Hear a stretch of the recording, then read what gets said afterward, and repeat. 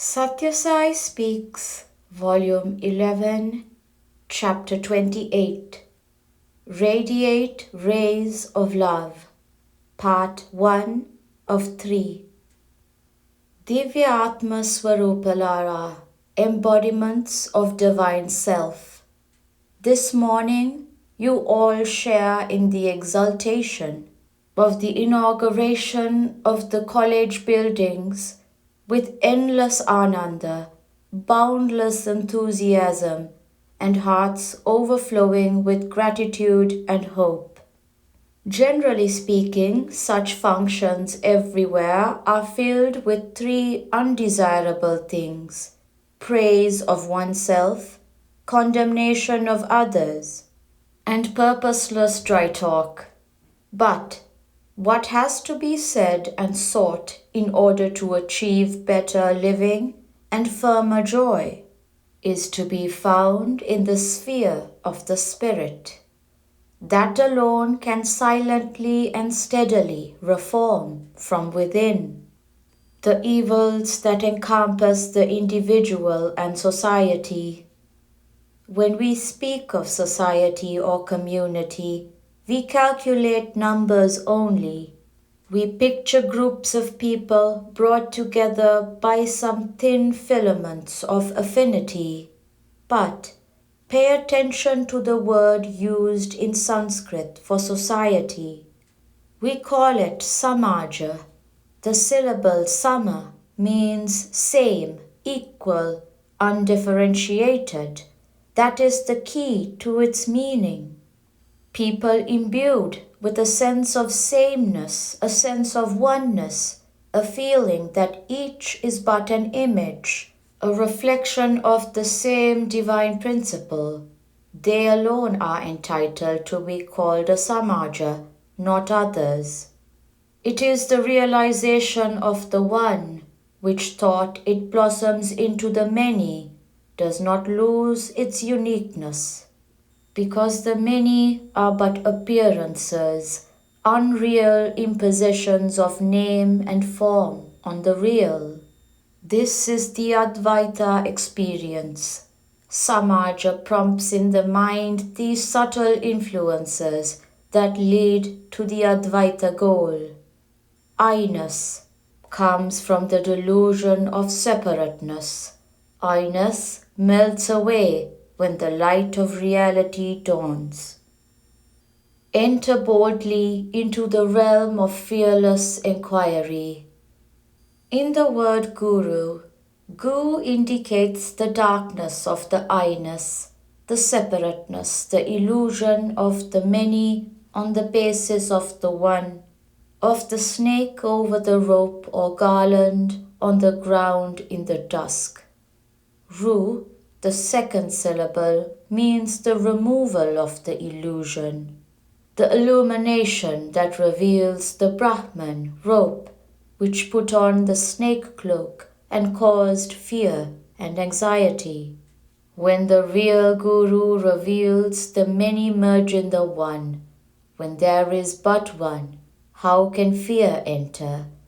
What is there to desire and acquire? On this Guru Purnima, reflect on these truths and decide to enter boldly into the realm of the fearless inquiry. What can the possession of canvas and paint do if an artist with vision is not moved to paint? What can the chisel and a lump of marble do with no image formed in the heart of a devoted sculptor? That vision and that image are the spark of the divine. You are all the divine, packed in human skin and bone, the Atma encased in the evanescent flesh. Know this and you become fearless and happy without limit. Get rid of the ego enclosure in which you now feel you are shut in. Then you are liberated from the non-existent prison which now enfolds you as hard as an existing one.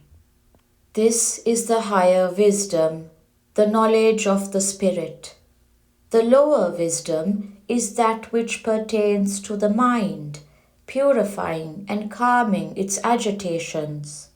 Through practices like japa, repetition of holy names or sacred formulas, dhyana, meditation, and nama sankirtan, singing of God's names, and other meritorious activities. I must tell you, however, that seva, voluntary service, is a process through which the lower wisdom, and after that even the higher wisdom, can be gained. Investigate and discover your limitless core. Seva can instill more intensely than any other activity the sense of the basic one. In fact, the service rendered by the Sevadal voluntary service group members not only from Andhra but from all over the country is something that I do not want to describe before you all, for I will not be content with a mere description. There can be no higher tapas, austerity, than this, nothing more rewarding. Seva opens the eyes of man to the comprehensive unit of creation. When you open the lids, you see the world, the stars, the galaxies that are far out in the depths of space. When you close them, the scene disappears. There is only gloom, emptiness. The eye reveals Him as the universe, as vastness, as magnificence, as order, as beauty, as power, as Vishva Virat Swarupa, cosmic divine form. It is as one picture that it appears. It is as one picture that it disappears. Drishti is Srishti. As you envision, so it becomes. The netra, eye, is the sastra, the scripture that illumines. When you are aware only of your joys and sorrows, you are blind to the joys and sorrows of others. Your eyes are closed. You are apart, the others are afar. There is no one. Disparate entities drift in the fog, frightened by every stump and shadow. Samaja Seva means serving the same, the sama, the one that makes the many same. Education is essential if man must be inspired by this high ideal of seva as sadhana, spiritual striving, not the acquisition of information or skills, but the sublimation of impulses, emotions and passions, the mastery of the wavered mind, the grounding of the individual in the eternal Atma, divine reality. You must be encouraged to investigate into your own reality and discover your limitless core. Do not entangle yourselves in the relatively real. Anchor your life on the absolute. That is the education needed. It will make you one with the Lord of the universe. You draw all the love, power, and wisdom therefrom. Unless you attain motherhood, you cannot plumb the depth of maternal affection. Unless you become divine, you cannot know the supreme ecstasy of God. Be conscious that the body is your temporary abode. There is a standard with which everything has to be judged, some fixed, established quantum which it must seek to achieve, if it must justify itself. Pramana it is called. Pra means already laid down. Mana means measure. What is the measure of man already laid down? How has he to live so that he does not demean his status? He has to be conscious all the time that his body and its equipment is his temporary abode. He is the eternal divine, the Atma apparently encased in the physical cage, as the moon is apparently sunk in the pot of water. Glimpses of this truth will be vouchsafed to the pupils of this college, glimpses which will urge them on to further sadhana, which will reveal its fullness. This college will contribute to the happiness and welfare of the nation, because mothers akin to the mothers famous in the epics and Puranas will transform the hearts of their children into heavens of peace and joy. The ideals we have set before ourselves will be translated into action sincerely and swiftly.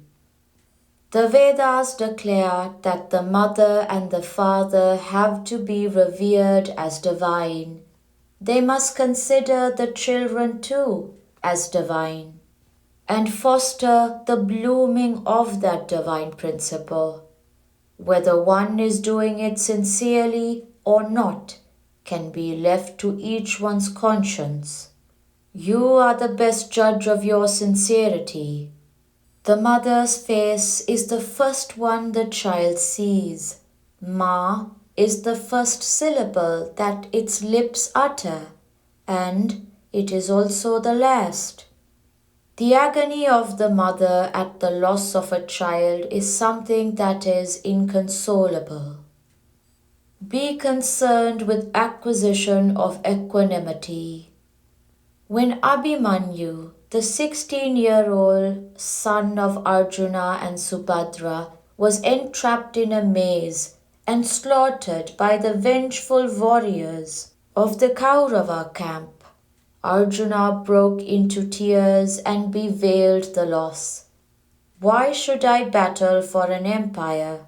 When the son who is to inherit the glory is gone, he asked himself. He cursed the war which killed the very beneficiaries of victory. Subhadra, the mother, called to mind that in the Treta Yuga, when Rama ruled, no single mother was afflicted with this agony over a son who died, when his parents were still alive. She lamented the calamity of the Yuga and said, the shadow of the Kali Yuga had already darkened the Dwapara Yuga, which was drawing to a close. But it is wrong to ascribe to what is called the time spirit, the Yuga Dharma, the evils emanating from human weakness and wickedness. The duty that each one owes to himself is to clear the heart of fear and grief, to fill it with love and dedication.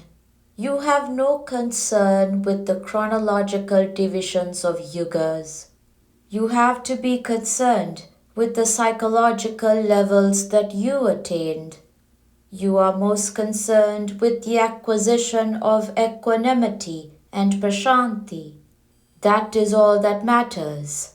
So look upon all and everything as images of the One, namely God. Everyone, everything is His image. In Tamas, it is reflected as matter. In Rajas, it is reflected as life. In Sattva, it is reflected as divine. Feel thus, think thus, act thus. Then there is no greed, no lust, no hate, no malice. Doff this cloak of humanness and shine in the splendor of the divine, which is your reality. See everyone as divine, not as the human roles they are playing. End of part 1 of 3. Anantapur, July 8, 1971.